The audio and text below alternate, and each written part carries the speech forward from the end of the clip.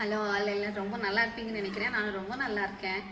எல்லாரும் கேட்பீங்க, food is a medicine, medicine is a food, உணவே மருந்து, மருந்தே உணவு, இப்படி எல்லாம் சொல்கிறீங்க.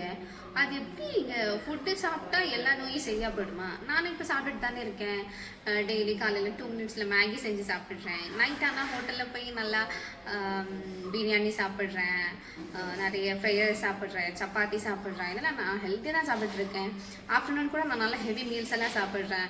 நான் சாப்பிட்டுட்டு தான் இருக்கேன். அப்புறம் ஏன் எனக்கு இந்த நோயெல்லாம் வருது அப்படின்னு நீங்கள் ஒன்று யோசிச்சு பார்த்துருக்கீங்களா? நம்ம தாத்தா பாட்டியெல்லாம் சொல்லுவாங்க, நாங்கள்லாம் எங்கள் காலத்தில் கிழங்கு சாப்பிட்டோம், மீன் சாப்பிட்டோம், பழைய கஞ்சி குடித்தோம், கருப்பட்டி சாப்பிட்டோம், அக்கானி குடித்தோம்.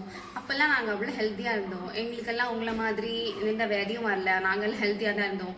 இப்போ கூட அவங்க ரொம்ப ஹெல்த்தியாக அவங்க பண்ணுற வேலையெல்லாம் நம்மளால் பண்ண முடியாது. ஆனால் நம்ம இவ்வளோ நல்லா சாப்பிட்டு கூட நம்மளால் அவங்க பண்ணுற வேலை இப்போவே பண்ண முடியல. அது ஏன் யோசிச்சிருக்கீங்களா? அதுதாங்க உணவே மருந்துன்னு சொல்கிறது. என்னெல்லாம் நமக்கு நல்ல விஷயமோ அந்த ஃபுட்டை நம்ம சாப்பிட மாட்டேங்கிறோம். எதெல்லாம் நமக்கு கெட்ட ஃபுட்டோ, நமக்கு தேவையில்லாத ஒரு உணவோ, அந்த உணவை மட்டும்தான் நம்ம சாப்பிட்றோம். அதனால தான் இப்போ ஃபுட்டே நமக்கு பாய்சனாக மாறிடுச்சு. அப்போ நல்ல ஃபுட்டுனா என்ன? நிறைய இருக்குங்க. நம்ம சிறுதானியங்கள் எல்லாம் சொல்லுவாங்க, கம்பு, திணை, கேழ்வரகு, இந்த மாதிரி நிறைய இருக்குது. மில்லட்ஸ் எல்லாம் அவ்வளோ, நமக்கு தெரியாத மில்லட்ஸ் வகையெல்லாம் அவ்வளோ இருக்குது. அதெல்லாம் நம்ம தாத்தா பாட்டிக்கிட்ட கேட்டு அவங்க நல்லாவே சொல்லுவாங்க. இதை மாதிரி நல்ல ஃபுட்டை சாப்பிடுங்க.